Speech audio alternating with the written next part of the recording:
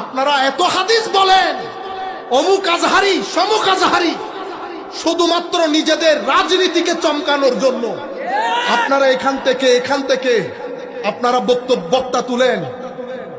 টাকা আপনার হাতে, মেকানিজম আপনার হাতে, ফেসবুক আপনার হাতে, পৃথিবীর আনাচে কানাচে ছড়িয়ে আপনারা কিছু মানুষকে হিরো বানিয়ে দেন।